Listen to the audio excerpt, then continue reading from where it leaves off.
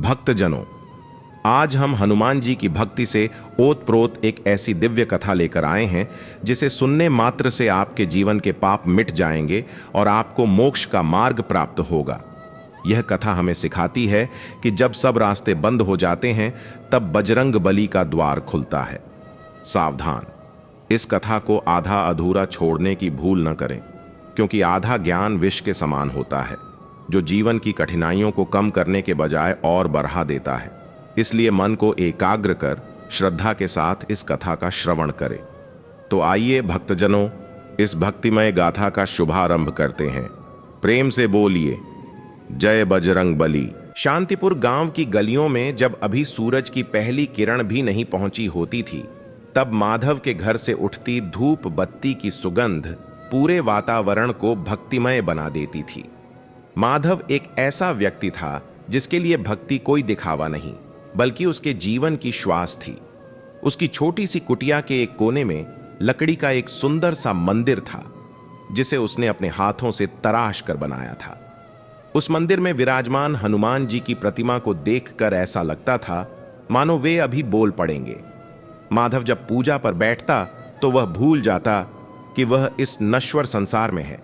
उसकी आंखें बंद होतीं और हृदय से बस एक ही पुकार निकलती थी, हे संकट मोचन, मैं आपका हूं और मेरा यह सारा जीवन आपके चरणों में समर्पित है। माधव का परिवार छोटा था, पत्नी सुमति और पुत्र केशव। सुमति माधव के स्वभाव को भली भांति जानती थी। वह जानती थी कि उसके पति के पास धन की कमी भले हो, लेकिन उनके पास जो संतोष का धन है वह बड़े बड़े राजाओं के पास भी नहीं होगा। माधव दिन भर अपनी लकड़ी की छोटी सी दुकान में काम करता था। वह मंदिर की चौकियां, माला फेरने के लिए झोलियां और लकड़ी की छोटी छोटी मूर्तियां बनाता था। गांव के लोग अक्सर उसका मजाक उड़ाते थे। वे कहते थे कि माधव, आजकल का जमाना मशीनों का है, तुम इन पुरानी चीजों को लेकर बैठे रहोगे तो तुम्हारा बेटा भूखा मर जाएगा। लेकिन माधव हमेशा एक ही जवाब देता, भाई, ये हाथ मेरे नहीं हैं, ये तो प्रभु के दिए हुए यंत्र हैं। वे जब तक मुझसे सेवा लेना चाहते हैं मैं करता रहूंगा। देने वाले वो बजरंग बली हैं, मैं तो बस उनके नाम की रोटी खाता हूं। माधव की भक्ति में एक अजीब सा ठहराव था। वह कभी किसी से बहस नहीं करता था, चाहे कोई उसे कितना ही बुरा भला क्यों न कह दे। एक बार की बात है, गांव के जमींदार का सिपाही उसकी दुकान पर आया और बोला, माधव, जमींदार साहब की हवेली के लिए एक बड़ा नक्काशीदार दरवाजा बनाना है, लेकिन काम बहुत जल्दी चाहिए। अगर तुमने समय पर कर दिया तो तुम्हें इतना इनाम मिलेगा कि तुम्हारी आने वाली 7 पीढ़ियां बैठकर खाएंगी। लेकिन तुम्हें दिन रात काम करना होगा और ये जो तुम घंटों मंदिर में बैठे रहते हो, ये बंद करना होगा। माधव ने विनम्रता से सिर झुकाया और कहा, साहब, दरवाजा तो मैं बना दूंगा और मेहनत भी जी जान से करूंगा, लेकिन मेरी पूजा का समय मेरे प्रभु का है। उस समय को मैं किसी भी कीमत पर किसी और को नहीं दे सकता, चाहे मुझे इनाम मिले या सजा। मेरा पहला धर्म मेरे बजरंग बली की सेवा है। सिपाही गुस्से में तमतमाता हुआ चला गया, पर माधव के चेहरे पर कोई शिकन नहीं थी। वह जानता था कि उसने अपने धर्म का पालन किया है। सुमति कभी कभी चिंतित हो जाती थी। वह सोचती थी कि केशव बड़ा हो रहा है, उसकी इच्छाएं बढ़ रही हैं। क्या हम उसे वह जीवन दे पाएंगे जो दूसरे बच्चे जी रहे हैं? केशव को भी अब अपने पिता की सादगी अखरने लगी थी। उसे लगता था कि उसके पिता पिछड़ी सोच के हैं। वह गांव के उन लड़कों की ओर आकर्षित होता था जो बिना मेहनत के पैसा कमाना चाहते थे। माधव को इस बात का आभास था, पर उसे अपने संस्कार और हनुमान जी की कृपा पर अटूट विश्वास था। वह सोचता था कि जब तक वह धर्म के मार्ग पर है, उसके परिवार का अहित नहीं हो सकता। रात के सन्नाटे में जब पूरा गांव सो जाता था, माधव अपनी दुकान में बैठकर दिए की धीमी रोशनी में लकड़ी पर नक्काशी करता रहता और उसके होठों पर निरंतर जय श्री राम का जाप चलता रहता। उसे थकान महसूस नहीं होती थी, क्योंकि उसे लगता था कि स्वयं हनुमान जी उसके साथ खड़े हैं। लेकिन नियति की अपनी योजना थी। वह शांतिपुर, जो अपनी शांति के लिए जाना जाता था, वहां अब एक ऐसा तूफान आने वाला था जो माधव के घर, उसकी दुकान और उसके विश्वास की नींव को हिलाकर रख देने वाला था। वह परीक्षा जो सोने को कुंदन बनाती है, अब माधव के द्वार पर दस्तक देने वाली थी। शांतिपुर की वह काली और तूफानी रात माधव के जीवन में एक ऐसी लकीर खींचने वाली थी जिसे वह कभी मिटा नहीं सकता था। हवाएं इतनी तीव्र थीं कि पेड़ों की शाखाएं आपस में टकराकर किसी भयानक युद्ध का आभास करा रही थीं। माधव अपने छोटे से मंदिर में बैठा हनुमान जी की प्रतिमा के समक्ष दीप जलाए हुए था। उसे रह रहकर उस वृद्ध साधु की बातें याद आ रही थीं। सोने को कुंदन बनने के लिए आग में तपना पड़ता है। माधव के मन में एक अजीब सी बेचैनी थी, पर उसका मुख शांत था। अचानक एक जोरदार कड़का हुआ और पूरा आसमान बिजली की चमक से भर गया। तभी गांव की दूसरी दिशा से शोर सुनाई देने लगा। आग, आग! माधव की दुकान में आग लग गई। माधव के कानों में जब ये शब्द पड़े तो उसके हाथ से माला छूट गई। वह बदहवास होकर अपनी झोपड़ी से बाहर भागा। पीछे पीछे सुमति और नींद से जागा हुआ केशव भी दौड़े। जब वे बाजार के उस कोने पर पहुंचे जहां माधव की छोटी सी दुकान थी, तो वहां का दृश्य देखकर सबकी रूह कांप गई। आग की लपटें आसमान को छू रही थीं। सूखी लकड़ियों के ढेर ने आग को और भी विकराल बना दिया था। गांव वाले बाल्टियां भर भर कर पानी डाल रहे थे, लेकिन आग इतनी प्रचंड थी कि पानी पड़ते ही भाप बनकर उड़ जाता। माधव की आंखों के सामने उसकी पूरी दुनिया जल रही थी। वह दुकान जहां उसने अपने जीवन के 20 वर्ष पसीना बहाया था, जहां की हर लकड़ी में राम नाम की गूंज थी, वह अब राख के ढेर में तब्दील हो रही थी। सुमति फूट फूट कर रोने लगी। हे बजरंग बली, ये क्या अनर्थ हो गया? हमारी आजीविका का एकमात्र साधन छीन लिया। अब हम क्या खाएंगे, कहां जाएंगे? केशव भी सन्न खड़ा था। उसकी आंखों में आंसू नहीं, बल्कि एक अजीब सा गुस्सा था। वह कभी आग को देखता तो कभी अपने पिता को, जो पत्थर की मूरत बने खड़े थे। माधव की आंखों से आंसू बह रहे थे, लेकिन उसके होठों पर कोई शिकायत नहीं थी। जब आग सब कुछ निगल गई और केवल काले धुएं का गुब्बार बचा, तब माधव धीमे कदमों से आगे बढ़ा। उसने उस राख के ढेर से हनुमान जी की एक छोटी सी जली हुई लकड़ी की प्रतिमा को उठाया जो उसने उस दिन बनाई थी। उसने उसे अपने माथे से लगाया और रुंधे हुए गले से कहा, प्रभु, आपकी दी हुई अमानत थी, आपने ही वापस ले ली। शायद आपकी इच्छा यही थी कि मैं इस मोह से भी मुक्त हो जाऊं। अगली सुबह जब सूरज निकला तो वह माधव के लिए एक नई और कठिन दुनिया लेकर आया। दुकान पूरी तरह जल चुकी थी। माधव के पास अब न काम था, न औजार और न ही लकड़ी खरीदने के लिए धन। गांव के साहूकार और व्यापारी, जो पहले माधव की कला के कायल थे, अब उसे तिरस्कार की नजरों से देखने लगे। साहूकार ने आकर कहा, माधव, तुम्हारा पिछला कर्ज अभी बाकी है और अब तो तुम्हारे पास दुकान भी नहीं है। अगले महीने तक अगर पैसे नहीं मिले तो तुम्हारी झोपड़ी भी हाथ से निकल जाएगी। माधव ने हाथ जोड़कर समय मांगा, पर साहूकार टस से मस नहीं हुआ। समाज का व्यवहार रातों रात बदल गया।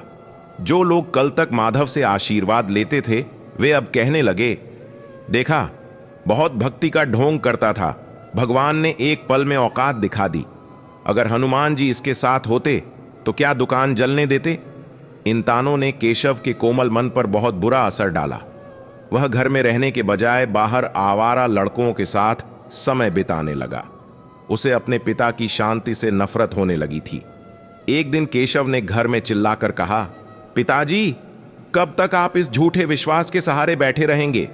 हमारी दुकान जल गई, मां बीमार रहने लगी है, घर में अन्न का दाना नहीं है और आप अब भी उसी मंदिर में घंटों बैठे रहते हैं। क्या आपके हनुमान जी को हमारे दुखों की चीख सुनाई नहीं देती? मुझे शर्म आती है कि मैं एक ऐसे पिता की संतान हूं जो अपने हक के लिए लड़ना नहीं जानता। माधव के लिए ये शब्द किसी खंजर की तरह थे। उसने केशव को गले लगाने की कोशिश की, पर केशव ने उसे झटक दिया और घर से बाहर निकल गया। माधव के जीवन में अब दरिद्रता का नंगा नाच शुरू हो गया था। उसे अब खेतों में दिहाड़ी मजदूरी करनी पड़ रही थी। जो हाथ कभी बारीकी से चंदन तराशते थे, वे अब भारी पत्थर ढो रहे थे। माधव के हाथों में छाले पड़ गए थे। शरीर टूट चुका था, लेकिन उसकी निष्ठा नहीं टूटी। वह मजदूरी करते समय भी मन ही मन सुंदर कांड का पाठ करता रहता। एक दिन दोपहर की कड़ी धूप में पत्थर उठाते समय माधव की हिम्मत जवाब दे गई और वह बेहोश होकर गिर पड़ा। जब उसे होश आया तो उसने खुद को एक पेड़ की छांव में पाया। उसके पास कोई नहीं था, केवल एक बंदर बैठा था जो उसे देख रहा था। माधव की आंखों से आंसू निकल पड़े। उसने उस बंदर की ओर हाथ बढ़ाते हुए कहा, हे प्रभु, क्या मेरी भक्ति में इतनी कमी रह गई कि आप मेरी परीक्षा इतनी कड़ी ले रहे हैं? मैं तो केवल आपका नाम चाहता हूं, पर मेरा परिवार बिखर रहा है। इसी बीच गांव का वह दुष्ट तांत्रिक कपालिक फिर से सक्रिय हो गया था। वह जानता था कि माधव की आर्थिक और मानसिक स्थिति बहुत कमजोर है। उसने केशव को अपने जाल में फंसाना शुरू कर दिया। कपालिक ने केशव को गुप्त रूप से धन का लालच दिया और उसे ऐसी संगत में डाल दिया जहां वह जुआ और चोरी के रास्ते पर बढ़ने लगा। तांत्रिक का उद्देश्य केवल केशव को बिगाड़ना नहीं था, बल्कि माधव को यह दिखाना था कि उसकी भक्ति उसे उसके बेटे से भी नहीं बचा सकती। माधव को जब केशव की इन हरकतों का पता चला तो उसका हृदय छलनी हो गया। वह रात भर मंदिर में रोता और हनुमान जी से विनती करता, प्रभु, मुझ पर चाहे जितने सितम करो, पर मेरे बालक को सही राह दिखा दो। वह अबोध है, वह आपकी महिमा नहीं जानता। माधव की परीक्षा का दूसरा चरण अब और भी भयानक होने वाला था। गांव में धीरे धीरे एक रहस्यमय बीमारी फैलने लगी, जिसने माधव की पत्नी सुमति को भी अपनी चपेट में ले लिया। घर में न पैसा था, न दवा और न ही बेटे का साथ। माधव अब पूरी तरह से अकेला पड़ चुका था। एक तरफ समाज के ताने थे, दूसरी तरफ साहूकार की धमकियां, तीसरी तरफ बेटे का विद्रोह और चौथी तरफ पत्नी की मरणासन्न स्थिति। इन सब के बीच माधव का एकमात्र सहारा वह फटी हुई हनुमान चालीसा की पुस्तक थी, जिसे वह कलेजे से लगाकर सोता था। सस्पेंस और डर का माहौल तब और बढ़ गया जब गांव वालों ने कहना शुरू किया कि माधव के घर पर किसी प्रेत का साया है, इसीलिए उसके साथ ये सब अनर्थ हो रहे हैं। क्या माधव इस मानसिक और शारीरिक कष्ट को सह पाएगा? क्या उसका विश्वास उसे इस अथाह अंधकार से बाहर निकाल पाएगा? नियति अब उसे उस मोड़ पर ले आई थी जहां से वापसी का कोई रास्ता नहीं था। शांतिपुर गांव के आकाश पर अब काले बादलों ने पक्का डेरा डाल लिया था। माधव के जीवन का संघर्ष अब केवल गरीबी तक सीमित नहीं था, बल्कि अब यह एक धर्म युद्ध बन चुका था। माधव की पत्नी सुमति की हालत दिन पर दिन बिगड़ती जा रही थी। उसे तेज बुखार था और वह अक्सर बेहोशी की हालत में हनुमान जी का नाम पुकारती थी। माधव दिन भर कड़ी मेहनत करता, दूसरों के खेतों में पसीना बहाता और जो थोड़े बहुत पैसे मिलते उनसे सुमति के लिए दवाइयां लाता, लेकिन वे पैसे पर्याप्त नहीं थे। दूसरी ओर उसका बेटा केशव पूरी तरह से तांत्रिक कपालिक के वश में हो चुका था। कपालिक ने केशव को यह विश्वास दिला दिया था कि उसके पिता की भक्ति ही उसके सारे दुखों की जड़ है। उसने केशव से कहा, बालक, तेरे पिता ने अपनी पूजा के चक्कर में तेरी सुख सुविधाओं की बलि दे दी। देख, आज वह सड़कों पर पत्थर उठा रहा है और तेरी मां बिना इलाज के मर रही है। अगर तू चाहे तो मैं तुझे ऐसी शक्ति दे सकता हूं जिससे तू रातों रात अमीर बन जाएगा। केशव के युवा और कच्चे मन पर इन बातों का गहरा असर हुआ। वह अब घर केवल खाना खाने या पैसे ढूंढने आता था। एक रात जब माधव अपनी पत्नी के सिर पर ठंडी पट्टियां रख रहा था, केशव दबे पांव घर में घुसा। उसने देखा कि माधव की फटी हुई धोती के कोने में कुछ पैसे बंधे हुए थे, जो उसने सुमति की अगली सुबह की दवा के लिए बचा कर रखे थे। केशव के मन में एक पल के लिए ममता जागी, पर तभी उसे तांत्रिक की बातें याद आ गईं। उसने चुपके से वे पैसे चुरा लिए और घर से भाग गया। अगले दिन जब माधव उठा और उसने पैसे गायब पाए तो उसका हृदय बैठ गया। वह समझ गया कि यह काम केशव के अलावा और कोई नहीं कर सकता। माधव उस समय रोया नहीं, बल्कि मंदिर में जाकर हनुमान जी की प्रतिमा के सामने बैठ गया। उसकी आंखों में आंसू थे, पर होठों पर केवल एक ही प्रार्थना थी, प्रभु, मेरे पुत्र के अपराधों को क्षमा करना। वह भटक गया है, उसे सही मार्ग दिखाना। इसी बीच गांव में सस्पेंस और डर का माहौल बढ़ने लगा। रात के समय श्मशान की दिशा से डरावनी आवाजें आती थीं। लोग कहने लगे कि तांत्रिक कपालिक किसी बड़ी नरबलि की तैयारी कर रहा है। तांत्रिक का असली निशाना माधव था। वह जानता था कि माधव को शारीरिक रूप से तोड़ना कठिन है, इसलिए वह उसे मानसिक रूप से मारना चाहता था।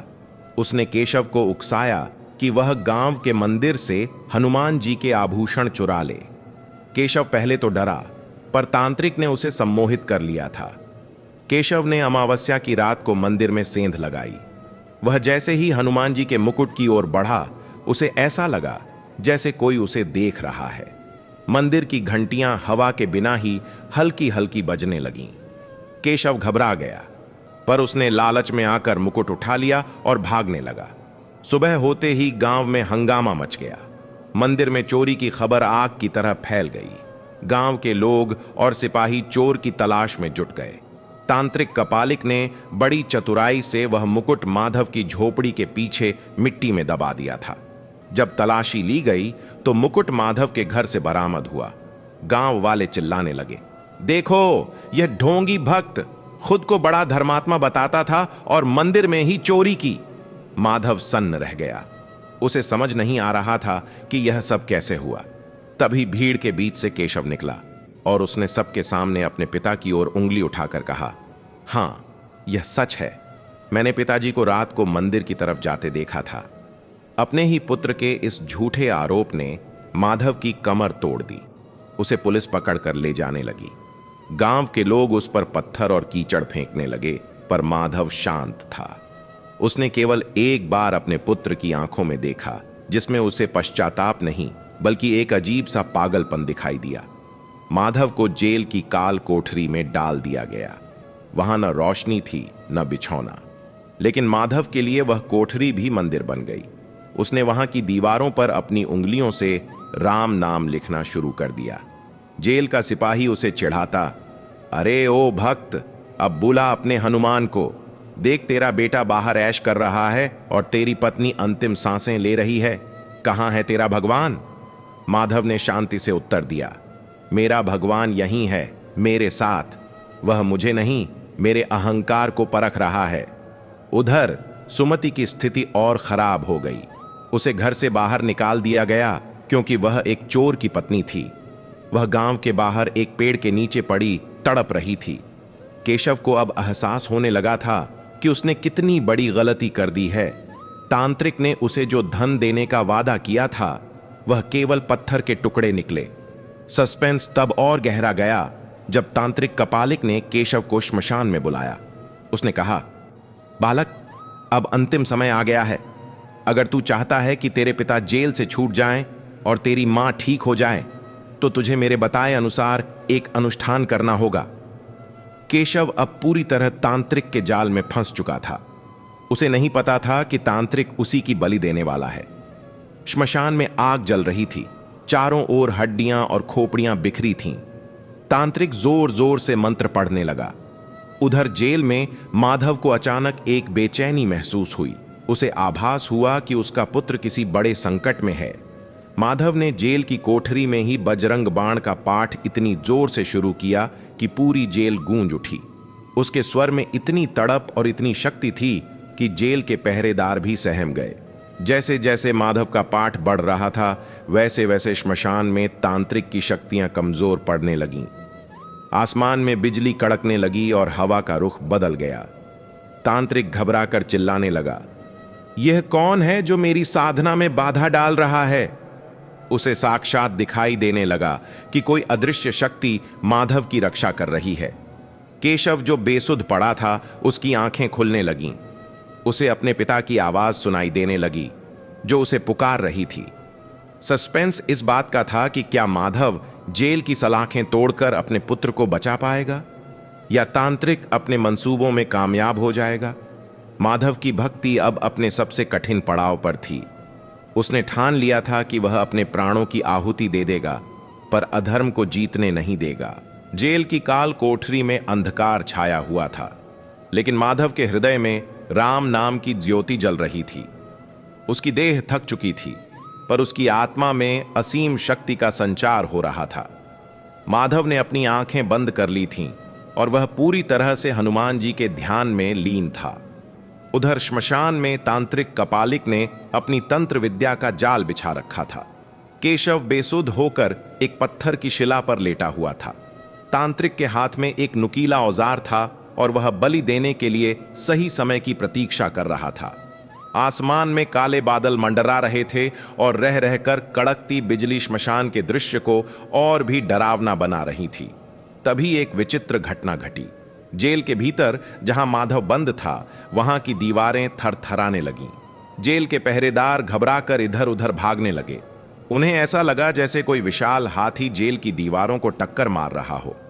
माधव के मुख से निकलने वाले बजरंग बाण के शब्द अब केवल शब्द नहीं रहे थे, वे शक्ति के बाण बन चुके थे। अचानक जेल के लोहे के भारी दरवाजे अपने आप खुल गए। पहरेदार जड़वत खड़े रह गए। उनकी हिलने डुलने की शक्ति समाप्त हो गई थी। माधव को ऐसा आभास हुआ जैसे कोई अदृश्य हाथ उसे सहारा देकर उठा रहा है। वह कोठरी से बाहर निकला, पर किसी ने उसे रोकने का साहस नहीं किया। माधव नंगे पैर श्मशान की ओर दौड़ा। उसके पैरों में पत्थर चुभ रहे थे, झाड़ियों से उसके वस्त्र फट रहे थे, पर उसे अपनी कोई सुधि नहीं थी। उसे बस अपने पुत्र केशव को बचाना था। उधर श्मशान में तांत्रिक जैसे ही केशव पर वार करने के लिए आगे बढ़ा, एक विशाल वानर की गर्जना सुनाई दी। वह गर्जना इतनी तीव्र थी कि तांत्रिक के हाथ से औजार छूटकर गिर पड़ा। तांत्रिक की आंखें फटी की फटी रह गईं। उसे हवा में एक विशाल परछाई दिखाई दी, जिसकी पूंछ से आग की लपटें निकल रही थीं। तांत्रिक चिल्लाया, यह कौन है? मेरी शक्तियों को कौन चुनौती दे रहा है? तभी माधव श्मशान पहुंचा। उसने देखा कि उसका पुत्र मृत्यु के निकट है।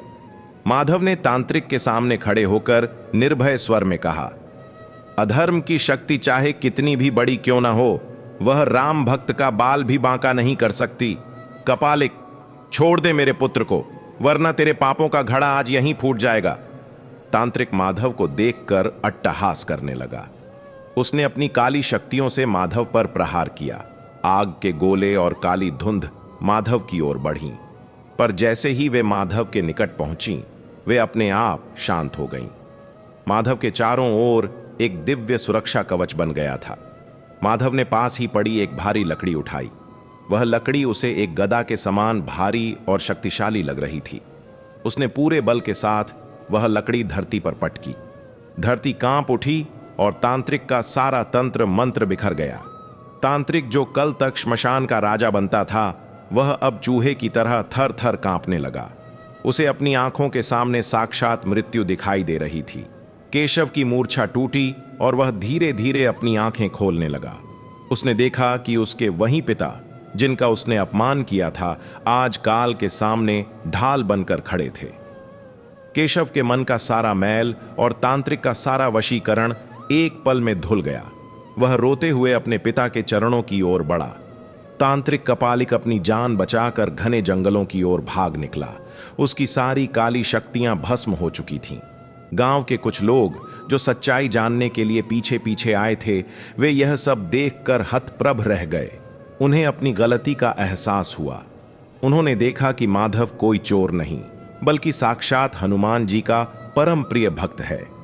माधव ने केशव को गले लगाया। दोनों की आंखों से आंसुओं की धारा बह रही थी। केशव ने रुंधे गले से कहा, पिताजी, मुझे क्षमा कर दीजिए, मैं भटक गया था। आपकी भक्ति ही सत्य है, बाकी सब भ्रम है। माधव ने शांत भाव से कहा, बेटा, ये सब मेरे हनुमान जी की लीला है। वे ही परीक्षा लेते हैं और वे ही पार लगाते हैं। सस्पेंस अभी खत्म नहीं हुआ था। गांव में खबर फैली कि माधव जेल से भाग गया है, पर जब लोगों ने श्मशान का दृश्य देखा और मंदिर का मुकुट वापस मिला, तो सबने माधव के सामने सिर झुका दिया। अगली सुबह जब सूरज की पहली किरण पड़ी, तो वह शांतिपुर के लिए एक नया सवेरा लेकर आई। माधव की पत्नी सुमति, जो मृत्यु के निकट थी, वह भी अचानक स्वस्थ होकर उठ बैठी। डॉक्टर भी इस चमत्कार को देखकर दंग थे। गांव के वही लोग जो कल तक माधव पर पत्थर फेंक रहे थे, आज उसके घर के बाहर हाथ जोड़कर खड़े थे। माधव ने किसी से कोई शिकायत नहीं की। उसने फिर से अपनी वही पुरानी दिनचर्या शुरू कर दी, हनुमान जी की पूजा और राम नाम का जाप। लेकिन अब उसके साथ उसका पुत्र केशव भी बैठा था, जो अब एक सच्चा भक्त बन चुका था। शांतिपुर गांव की वह सुबह कोई साधारण सुबह नहीं थी। वर्षों के अंधकार और भ्रम के बाद आज सत्य का सूरज पूरी भव्यता के साथ उदय हुआ था। माधव की झोपड़ी के सामने आज कोई तमाशा देखने वाली भीड़ नहीं थी, बल्कि वे लोग थे जिनके मन पश्चाताप की अग्नि में जल रहे थे। गांव के वे लोग जो कल तक माधव को अपराधी मान रहे थे, आज उसकी एक झलक पाने के लिए व्याकुल थे। लेकिन माधव के लिए यह सब गौण था। उसके लिए सबसे बड़ा सुख उसका पुत्र केशव था, जो आज मंदिर की सफाई में जुटा हुआ था। केशव के हाथों में अब जुए के पत्ते नहीं, बल्कि झाड़ू और पानी की बाल्टी थी। उसकी आंखों में वह उद्दंडता नहीं थी, बल्कि एक शांत गहराई थी जो केवल भक्ति से प्राप्त होती है। माधव अपनी पत्नी सुमति के पास बैठा था। सुमति अब पूरी तरह स्वस्थ थी। उसकी आंखों में चमक वापस आ गई थी। उसने माधव का हाथ थामकर कहा, स्वामी, मैंने सपने में देखा था कि एक विशाल वानर ने आकर मेरे सिर पर हाथ रखा और मेरा सारा दर्द हर लिया। क्या वह सच था? माधव मुस्कुराया और बोला, सुमति, इस संसार में राम नाम के अतिरिक्त और कुछ भी सच नहीं है। हनुमान जी ने केवल तुम्हारा रोग नहीं हरा, बल्कि हमारे जीवन के सारे संकट हर लिए हैं। अब हमें अपना शेष जीवन केवल उनकी सेवा में ही बिताना है। माधव की बातों में जो शांति थी, वह पूरे घर में महसूस की जा सकती थी। वह खिड़की से बाहर देख रहा था, जहां पक्षी चहचहा रहे थे और गांव की हवा में एक नई सुगंध थी। तभी गांव के मुखिया और साहूकार माधव के द्वार पर आए। साहूकार ने अपना सिर झुकाया और बोला, माधव भाई, हमें क्षमा कर दीजिए। हम धन और अहंकार के मद में अंधे हो गए थे। हमने एक सच्चे भक्त का अपमान किया। आपकी दुकान जल गई थी, उसका मुआवजा तो हम नहीं दे सकते, पर हम सब गांव वालों ने मिलकर तय किया है कि हम आपके लिए एक नई और बड़ी दुकान बनवाएंगे। हम चाहते हैं कि आप फिर से वही सुंदर मूर्तियां और मंदिर तराशें। माधव ने बड़े ही शांत भाव से उत्तर दिया, मुखिया जी, जो जल गया वह मेरा मोह था। मुझे नई दुकान की कोई लालसा नहीं है। प्रभु ने मुझे जितना दिया है, मैं उतने में ही सुखी हूं। माधव का मन अब भौतिक वस्तुओं से ऊपर उठ चुका था। उसे अब केवल प्रभु के चरणों की सेवा ही सबसे बड़ा धन लगती थी। लेकिन गांव वाले नहीं माने। वे माधव के चरणों में गिर पड़े और विनती करने लगे कि उन्हें अपनी गलती सुधारने का एक अवसर दिया जाए। केशव, जो पास ही खड़ा यह सब देख रहा था, आगे आया और बोला, पिताजी, इन लोगों को अनुमति दे दीजिए। यह दुकान केवल आपके लिए नहीं होगी, बल्कि यह मेरे लिए प्रायश्चित का स्थान होगी। मैं आपके साथ रहकर आपकी कला सीखूंगा और जीवन भर हनुमान जी की सेवा करूंगा। केशव की आंखों में पश्चाताप के आंसू थे। माधव ने जब अपने पुत्र के मुख से यह बात सुनी, तो उसका हृदय गदगद हो गया। उसने अपने पुत्र को गले लगा लिया। आज उसे लगा कि उसकी बरसों की तपस्या सफल हो गई है। माधव ने गांव वालों का प्रस्ताव स्वीकार कर लिया, पर एक शर्त रखी। वह दुकान से होने वाली कमाई का आधा हिस्सा गांव के अनाथ बच्चों और बूढ़ों की सेवा में लगाएगा। गांव वालों ने खुशी खुशी यह शर्त मान ली और जयकारे लगाने लगे। कुछ ही दिनों में गांव के बीचों बीच एक भव्य दुकान खड़ी हो गई। माधव और केशव ने मिलकर उस दुकान का नाम रखा, हनुमत कला केंद्र। काम फिर से शुरू हुआ, लेकिन इस बार कुछ अलग था। माधव जब लकड़ी तराशता, तो केशव पास बैठकर रामायण का पाठ करता। गांव के बच्चे जो पहले गलियों में आवारा घूमते थे, वे अब माधव की दुकान पर आकर बैठने लगे। माधव उन्हें लकड़ी की कला के साथ साथ जीवन के संस्कार भी सिखाने लगा। धीरे धीरे वह दुकान एक पाठशाला और मंदिर का रूप लेने लगी।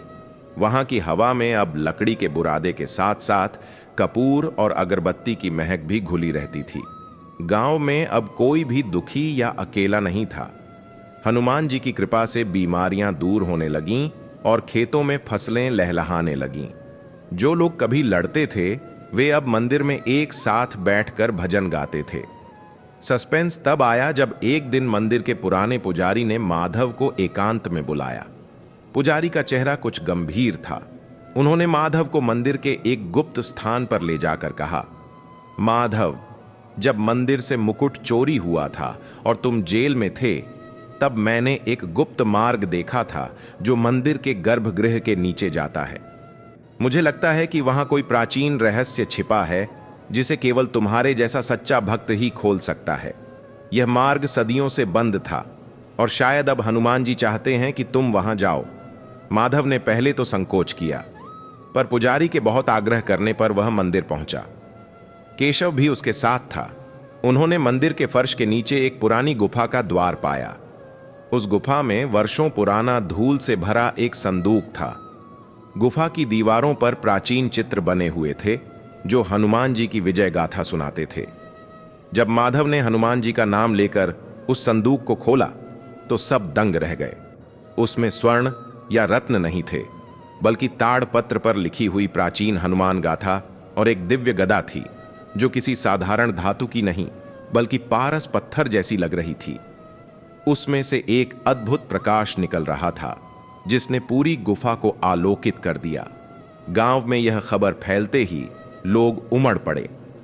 तांत्रिक कपालिक ने जिस बुराई के लिए श्मशान का सहारा लिया था, माधव ने अपनी सात्विक भक्ति से वह दिव्य निधि प्राप्त कर ली थी। लेकिन माधव ने उस दिव्य गदा को अपने लिए नहीं रखा। उसने कहा, यह प्रभु की अमानत है और मंदिर में ही रहेगी। हम सब केवल इसके सेवक हैं। यह गदा गांव की रक्षा का प्रतीक बनेगी। माधव की इस निस्वार्थ भावना ने उसे गांव के देवता के समान बना दिया। तांत्रिक कपालिक का कहीं पता नहीं चला, पर कहते हैं कि वह जंगल में अपनी हार के कारण मानसिक संतुलन खो बैठा और अंत में उसने भी राम नाम का सहारा लिया। माधव की ख्याति अब गांव से निकलकर दूर दराज के नगरों तक पहुंच गई थी। लोग दूर दूर से उसके दर्शन करने और उसकी बनाई मूर्तियां ले जाने के लिए आने लगे।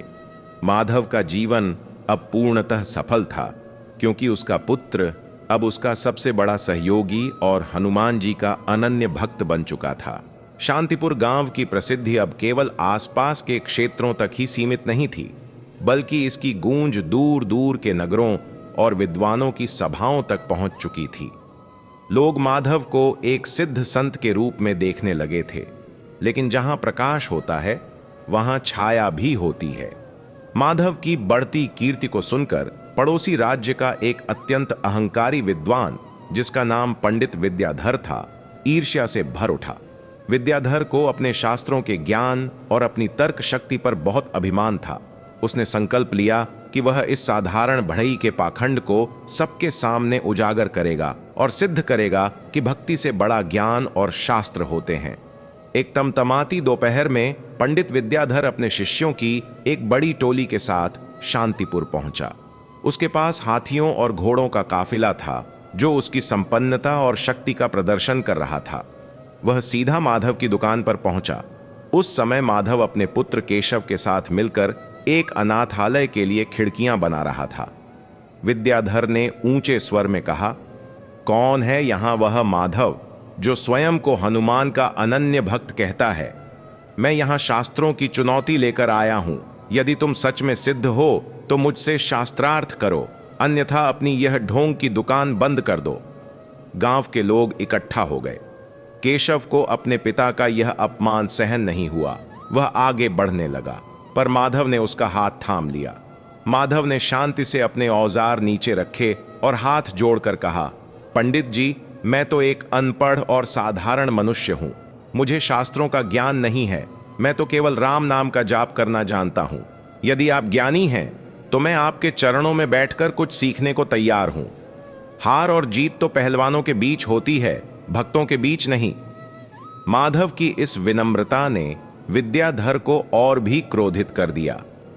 उसे लगा कि माधव डर गया है। विद्याधर ने अट्टहास करते हुए कहा, बातों से काम नहीं चलेगा। तुम्हें मेरे 3 प्रश्नों के उत्तर देने होंगे, और वह भी प्रमाण के साथ। यदि तुम हार गए तो तुम्हें यह गांव छोड़कर जाना होगा और स्वीकार करना होगा कि तुम्हारी भक्ति झूठी है। माधव ने सिर झुकाकर कहा, जैसी प्रभु की इच्छा। गांव वाले चिंतित थे। सस्पेंस यह था कि एक साधारण बढ़ई उस महान विद्वान के जटिल प्रश्नों का उत्तर कैसे देगा। पूरा गांव मंदिर के प्रांगण में एकत्र हो गया।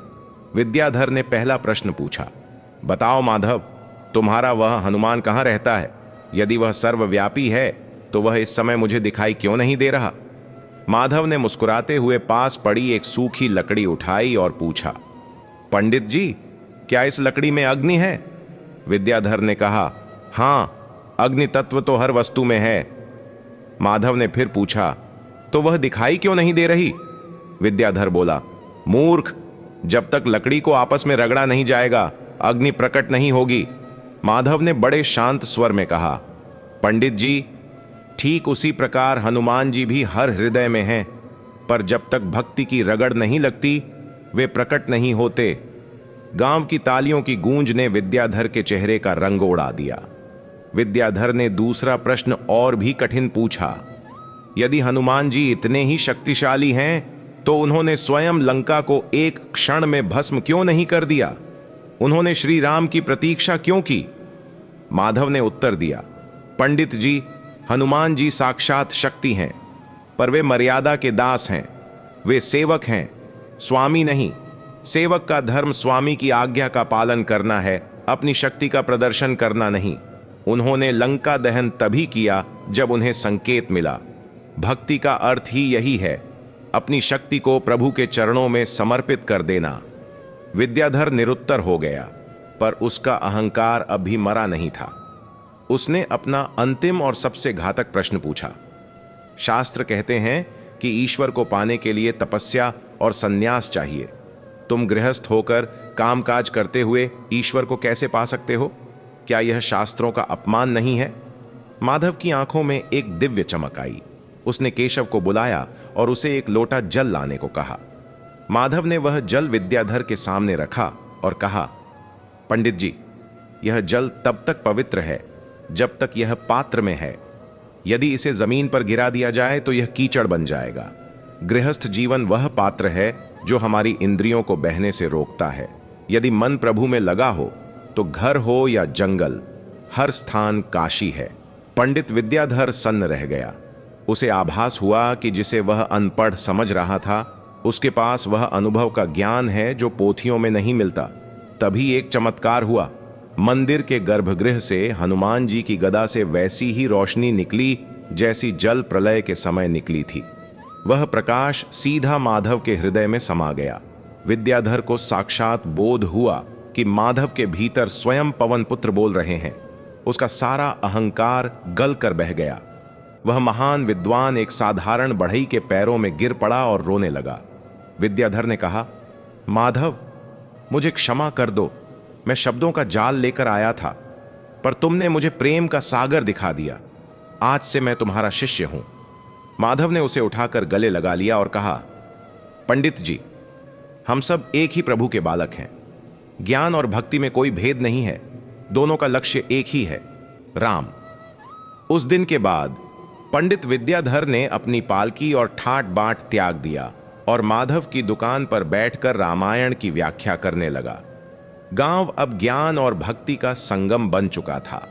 माधव ने सिद्ध कर दिया कि ईश्वर बुद्धि से नहीं, भाव से मिलते हैं।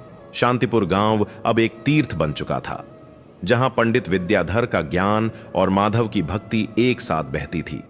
सब कुछ मंगलमय चल रहा था, पर संसार का नियम है कि यहां सुख के बाद दुख की परीक्षा अवश्य आती है।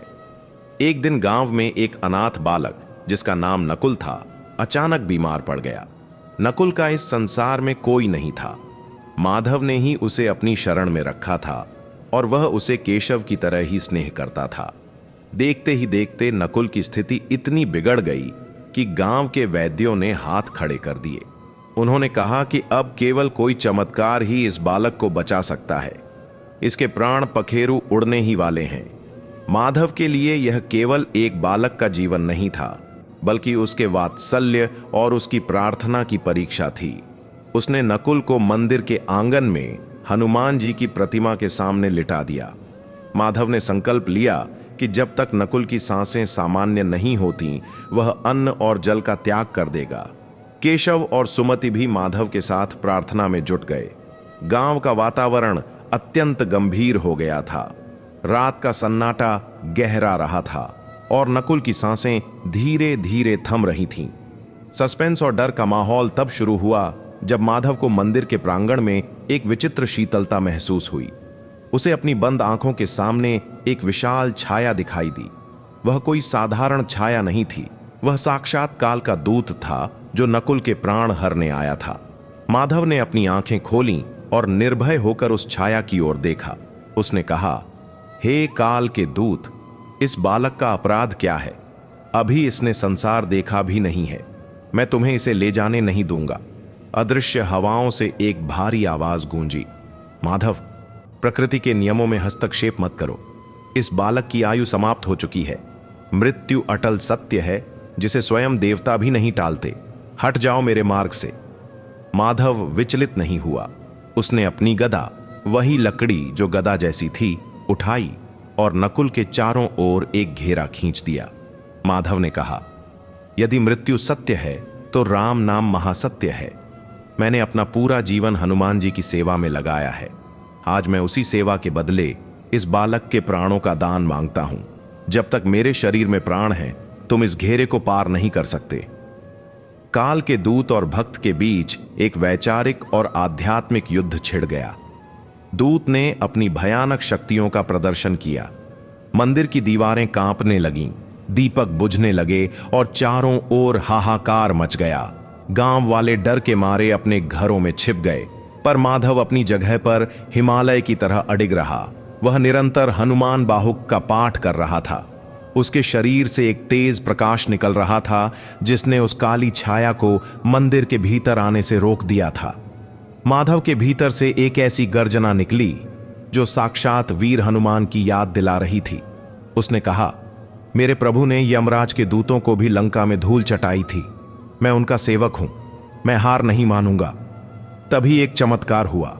मंदिर की वह प्राचीन गदा जो माधव ने खोजी थी, अपने आप हवा में उठ गई। उस गदा से ऐसी किरणें निकलीं कि काल का दूत भी पीछे हटने पर मजबूर हो गया। उसी क्षण नकुल ने एक गहरी सांस ली और उसकी बंद आंखें खुल गईं। उसके चेहरे पर जो पीलापन था वह अचानक गुलाबी आभा में बदल गया। काल की वह छाया धीरे धीरे ओझल हो गई और मंदिर में फिर से शांति छा गई। माधव निढाल होकर गिर पड़ा, पर उसके चेहरे पर विजय की मुस्कान थी। नकुल उठकर बैठ गया और बोला, काका, मुझे ऐसा लगा जैसे कोई विशाल वानर मुझे अपनी गोद में लेकर आसमान की सैर करा रहा था। पंडित विद्याधर, जो यह सब देख रहे थे, माधव के चरणों में गिर पड़े। उन्होंने कहा, माधव, आज तुमने सिद्ध कर दिया कि भक्ति केवल मन की शांति के लिए नहीं है, बल्कि यह वह शक्ति है जो स्वयं महाकाल को भी अपना निर्णय बदलने पर विवश कर देती है। तुम्हारी करुणा ने मृत्यु को भी हरा दिया। गांव के लोग जब मंदिर पहुंचे और नकुल को स्वस्थ देखा तो उनकी आंखों से आंसुओं की धारा बह निकली। माधव ने सबको समझाते हुए कहा, भक्तजनों, यह मेरा चमत्कार नहीं है। यह तो हनुमान जी की उस ममता का प्रमाण है जो वे अपने शरणागत के लिए रखते हैं। उन्होंने मुझे निमित्त बनाया ताकि संसार जान सके कि सच्चे प्रेम और प्रार्थना में कितनी शक्ति होती है। उस दिन के बाद माधव का नाम अमर हो गया। गांव में अब कोई भी अनाथ नहीं था, क्योंकि माधव की छाया सबके ऊपर थी। हनुमान जी की भक्ति ने काल के चक्र को भी भक्ति के मार्ग पर मोड़ दिया था। मंदिर के प्रांगण में खड़ा वह विशाल ब्रह्म राक्षस साक्षात काल का रूप लग रहा था। उसके शरीर से निकलने वाली काली ऊर्जा मंदिर की पवित्र दीवारों को काला कर रही थी। तांत्रिक कपालिक ऊंचे स्थान पर खड़ा होकर अपनी खोपड़ियों की माला फेर रहा था और मंत्रों के माध्यम से उस राक्षस को नियंत्रित कर रहा था। माधव, जो अब तक केवल एक शांत भक्त था, उसके भीतर अचानक एक ऐसी शक्ति का संचार हुआ कि उसका वृद्ध शरीर भी फौलाद की तरह सख्त हो गया। माधव ने अपनी आंखें खोलीं तो उनमें सामान्य मनुष्य वाली सौम्यता नहीं थी, बल्कि साक्षात भगवान शिव के अंश वीर हनुमान का क्रोध झलक रहा था। ब्रह्म राक्षस ने अपनी गदा से दोबारा प्रहार किया। इस बार प्रहार इतना शक्तिशाली था कि उससे निकलने वाली हवा के दबाव से मंदिर के भारी किवाड़ भी उखड़ गए। लेकिन माधव अपनी जगह से 1 इंच भी नहीं हिला। उसने वह प्राचीन दिव्य गदा उठाई और उसे हवा में घुमाया। जैसे ही गदा और राक्षस का शस्त्र आपस में टकराए, पूरे शांतिपुर गांव में बिजली जैसी चमक फैल गई। धमाका इतना जोरदार था कि तांत्रिक कपालिक भी अपने स्थान से लड़खड़ा कर गिर पड़ा। माधव के मुख से अब सामान्य वाणी नहीं निकल रही थी, बल्कि उसकी हर गर्जना के साथ जय श्री राम की गूंज पाताल तक जा रही थी। केशव इसी बीच गंगा जल लेकर पहुंचा। माधव ने उसे संकेत किया कि वह जल को चारों दिशाओं में छिड़क दे। जैसे ही पवित्र जल की बूंदें उन नाचती हुई प्रेत आत्माओं पर पड़ीं, वे तड़पने लगीं। लेकिन यह तड़प दर्द की नहीं, बल्कि मुक्ति की थी। वे आत्माएं जो वर्षों से तांत्रिक के वश में थीं, अब धीरे धीरे अपने काले रूप को छोड़कर प्रकाश की छोटी छोटी बूंदों में बदलने लगीं। तांत्रिक यह देखकर बौखला गया। उसने अपनी जीभ काटकर खून की आहुति हवन कुंड में दी, जिससे वह राक्षस और भी अधिक भयानक और हिंसक हो गया। उसके शरीर से कई हाथ निकल आए, जिनमें खंजर और तलवारें थीं। माधव ने देखा कि अब केवल बचाव से काम नहीं चलेगा। उसने हनुमान जी के पंचमुखी रूप का ध्यान किया। अचानक मंदिर के भीतर एक तेज प्रकाश हुआ और माधव के पीछे एक विराट छाया उभरी, जिसके 5 मुख थे। माधव ने अपनी दिव्य गदा को धरती पर पटका और चिल्लाया, कपालिक, तूने आत्माओं को कैद किया, तूने निर्दोषों को डराया, आज तेरा यह अधर्म यहीं भस्म होगा। माधव बिजली की गति से आगे बढ़ा। उसने उस विशाल राक्षस की गदा को हवा में ही पकड़ लिया और उसे तोड़कर मरोड़ दिया। राक्षस की चीख से गांव की धरती फट गई। माधव ने अपनी गदा से उस राक्षस के हृदय पर प्रहार किया। जैसे ही गदा का स्पर्श हुआ, राक्षस के भीतर जमा सारा अंधकार फूट पड़ा। वह राक्षस कोई जीव नहीं था, वह केवल तांत्रिक के पापों का पुंज था। जैसे ही वह नष्ट हुआ, तांत्रिक कपालिक का शरीर भी नीला पड़ने लगा। उसकी सिद्धियां उससे छीन ली गईं। वह थर थर कांपते हुए मंदिर के फर्श पर गिर पड़ा। उधर गांव की महिलाएं जो वशीकरण में नाच रही थीं, अचानक शांत होकर होश में आने लगीं। अंधेरा छंटने लगा था और भोर की पहली किरण मंदिर के शिखर को चूमने के लिए बेताब थी। अंतिम सस्पेंस तब शुरू हुआ जब तांत्रिक ने मरते मरते एक और चाल चली। उसने मंदिर के नीचे छिपे उस प्राचीन गुप्त द्वार को खोलने का प्रयास किया, जिसे माधव ने भाग 5 में बंद कर दिया था। तांत्रिक चाहता था कि वह प्राचीन शक्ति का गलत उपयोग करके खुद को अमर कर ले, लेकिन माधव ने उसे देख लिया। माधव ने तांत्रिक का हाथ पकड़ लिया और कहा, अधर्म का अंत केवल विनाश है। तांत्रिक की आंखों में पहली बार मौत का खौफ दिखा। उसने देखा कि माधव के पीछे स्वयं बजरंगबली गदा लिए खड़े थे। तांत्रिक का शरीर धूल बनकर हवा में उड़ गया। शांतिपुर अब पूरी तरह से प्रेत मुक्त हो चुका था, पर माधव की शक्ति भी अब क्षीण हो रही थी। सूरज की पहली किरण ने जब मंदिर में प्रवेश किया तो वहां का दृश्य पूरी तरह बदल चुका था। चारों ओर शांति थी, पर मंदिर का कोना कोना उस रात के महायुद्ध की गवाही दे रहा था। माधव मंदिर के गर्भगृह में हनुमान जी के चरणों में सिर टिकाए पड़ा था। उसका काम पूरा हो चुका था। उसने गांव को केवल गरीबी से ही नहीं, बल्कि सबसे बड़ी आध्यात्मिक आपदा से भी बचा लिया था। केशव, सुमति और पंडित विद्याधर दौड़कर माधव के पास पहुंचे। माधव के चेहरे पर एक दिव्य संतोष था, मानो वह उस पार की दुनिया को देख रहा हो। माधव ने बहुत ही धीमे स्वर में केशव से कहा, बेटा, मेरा समय आ गया है। इस मंदिर की मर्यादा को कभी गिरने मत देना। याद रखना, भक्ति का अर्थ शक्ति का प्रदर्शन नहीं, बल्कि सत्य की रक्षा करना है। केशव रोते हुए बोला, पिताजी, आप हमें छोड़कर नहीं जा सकते। अभी तो आपने अधर्म का नाश किया है, अभी तो हमें आपकी और भी आवश्यकता है। माधव ने केशव के सिर पर हाथ रखा और कहा, मैं कहीं नहीं जा रहा। जब भी कोई भक्त संकट में होगा और सच्चे मन से पुकारेगा, मैं उसकी प्रार्थना बनकर बजरंगबली के चरणों तक पहुंचूंगा। मेरा शरीर मिट रहा है, पर मेरा विश्वास तुम्हारे साथ रहेगा। उसी क्षण मंदिर की मुख्य प्रतिमा से वही दिव्य प्रकाश दोबारा निकला। पूरा मंदिर राम नाम की ध्वनि से गूंज उठा। गांव वालों ने देखा कि माधव का शरीर धीरे धीरे प्रकाश की किरणों में विलीन होने लगा। वह कोई मृत्यु नहीं थी, वह महाप्रयाण था। माधव की आत्मा साक्षात हनुमान जी की दिव्य ज्योति में समा गई। आकाश से दुंदुभि बजने लगी और देवताओं ने पुष्प वर्षा की। शांतिपुर का हर निवासी उस पल को देख रहा था जब एक साधारण मनुष्य अपनी अटूट भक्ति से स्वयं भगवान का अंश बन गया। माधव के जाने के बाद केशव ने मंदिर का कार्यभार संभाला, लेकिन वह अब अकेला नहीं था। पंडित विद्याधर अब वहां के मुख्य व्याख्याता थे, जो माधव की गाथा को शास्त्रों के माध्यम से लोगों तक पहुंचाते थे। गांव में अब न कोई तांत्रिक आ सकता था, और न ही कोई प्रेत शक्ति, क्योंकि माधव का विश्वास वहां एक अदृश्य सुरक्षा कवच बनकर खड़ा था। सुमति ने अपना बाकी जीवन अनाथों की सेवा में लगाया, जिसे वह माधव की सेवा कहती थी। वर्षों बीत गए, पर माधव की कथा आज भी शांतिपुर की हवाओं में बहती है। जो कोई भी भक्त आज उस मंदिर में जाकर पूरी श्रद्धा से हनुमान चालीसा का पाठ करता है, उसे आज भी महसूस होता है कि कोई अदृश्य हाथ उसके सिर पर रखा है। लोग कहते हैं कि वह माधव ही है जो आज भी अपने आराध्य के चरणों में बैठकर दुनिया भर के भक्तों की पुकार हनुमान जी तक पहुंचाता है। यह कहानी हमें सिखाती है कि बाधाएं चाहे कितनी भी बड़ी क्यों ना हो, चाहे वे गरीबी के रूप में आएं, समाज के ताने बनकर आएं या स्वयं काल और प्रेत बाधा बनकर आएं, एक भक्त का अटल विश्वास हर दीवार को गिरा देता है। भक्ति वह नाव है जो मनुष्य को भवसागर से पार ही नहीं उतारती, बल्कि उसे अमर कर देती है।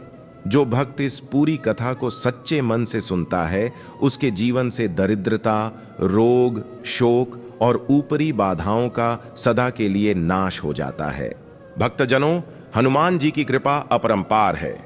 माधव का जीवन इसका सबसे बड़ा प्रमाण है।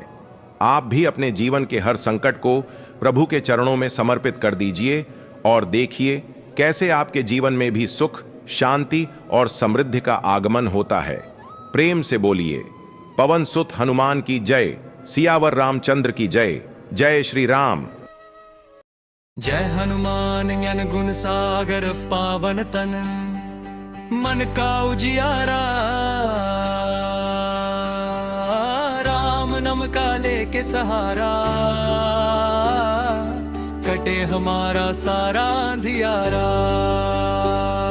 सांवला अंग केसरी वेश, हाथ में गदा मुख पर स्नेह, सीना पे ऊंचा राम का नाम, तू ही तो मेरी सांसों का धाम।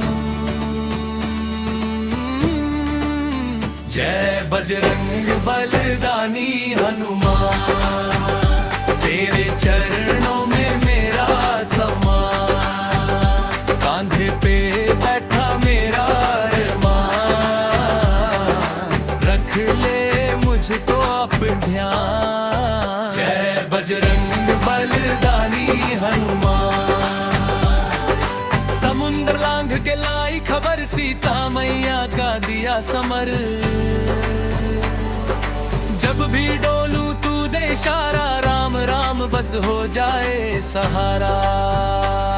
जब डर लगे तेरा नाम लूं, धीमे से मन में जयकार करूं, ऊंचे स्वर में फिर गाऊं तूफान। साथ है मेरा बलदानी हनुमान, जय बजरंग बलदानी हनुमान, तेरे चरणों में मेरा सम्मान, कांधे पे बैठा मेरा अरमान, रख ले मुझको अपने ध्यान। जय बजरंग बलदानी हनुमान।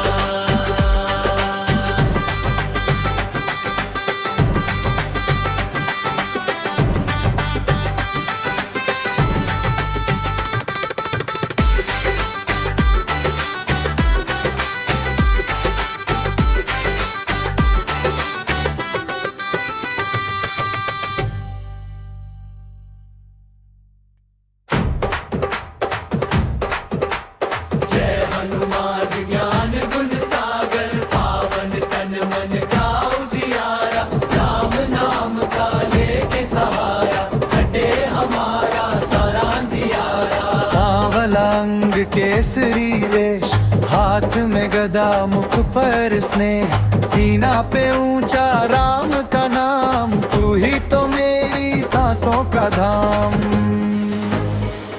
जय बजरंग बलदानी हनुमान, तेरे चरणों में मेरा सम्मान, कांधे पे बैठा मेरा अरमान, रख ले मुझको अपने ध्यान। जय बजरंग बलदानी हनुमान, समुद्र का दिया समर। जब भी डोलूं तू दे इशारा, राम राम बस हो जाए सहारा। जब डर लगे तेरा नाम लूं, धीमे से मन में जयकार करूं, ऊंचे स्वर में फिर गाऊं तूफान। साथ है मेरा बलिदानी हनुमान। जय बजरंग बलिदानी हनुमान, तेरे चरणों में मेरा सम्मान। कांधे पे बैठा तेरा अरमान, रख ले मुझको अपने फिर याद। जय बजरंग बलिदानी हनुमान। धर्मान ज्ञान पुण्य सागर पावन, तन मन का उजियारा, राम नाम का लेके सहारा, कटे हमारा सारा अंधियारा। सांवला अंग केसरी वेश, हाथ में गदा मुख पर स्नेह, सीना पे ऊंचा राम का नाम, तू ही तो मेरी सांसों का धाम। जय बजरंग बलिदानी हनुमान, तेरे चरणों में मेरा सम्मान। कांधे पे बैठा मेरा अरमान, रख ले मुझको तुम्हें भी याद। जय बजरंग बलिदानी हनुमान। समंदर लाग के लाई खबर, सीता मैया का दिया समर। जब भी डोलूं तू दे इशारा, राम राम बस हो जाए सहारा। जब डर लगे तेरा नाम लूं, धीमे से मन में जयकार करूं, ऊंचे स्वर में फिर गाऊं तूफान। साथ है मेरा बलिदानी हनुमान। जय बजरंग बलिदानी हनुमान, तेरे चरणों में मेरा सम्मान। कांधे पे बैठा मेरा अरमान, रख ले मुझको अपने दीवान। जय बजरंग बलिदानी हनुमान। जय बजरंग बलिदानी हनुमान।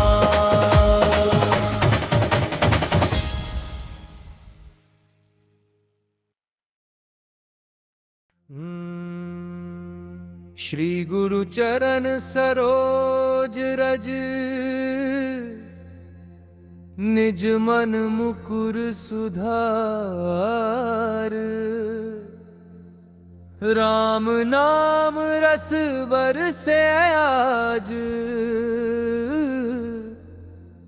खुल जाए हर द्वार।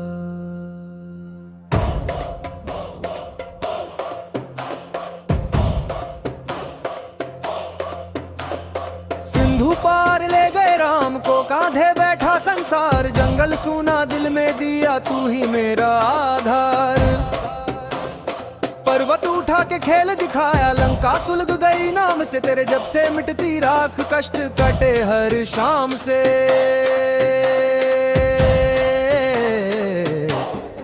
जय हनुमान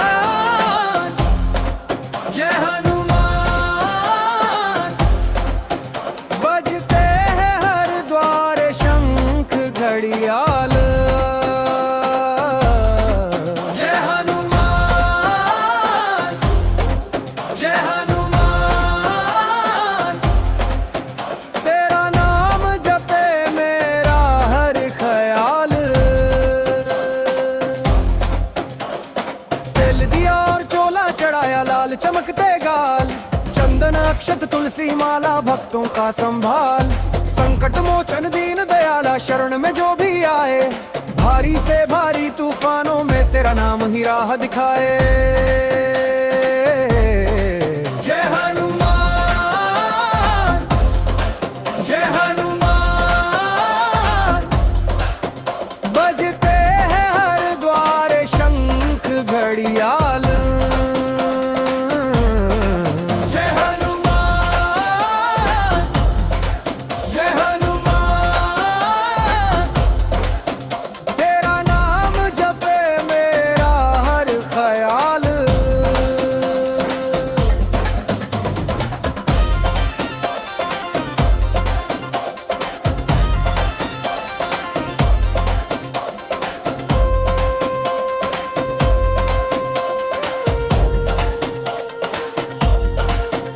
एक राम है अयोध्या वाले, एक राम है दिल के, दोनों को मैं जोड़ के गाऊं तेरी महिमा मिलके। संगत बोले जय सिया राम, तू है राम तू, संगत बोले जय बजरंग, कट जाए हर तू। जय हनुमान, जय हनुमान, आरती की लो में चमके तेरा अनुपम तेज, जो भी तुझको याद करे मन से खुल जाए उसका भेद।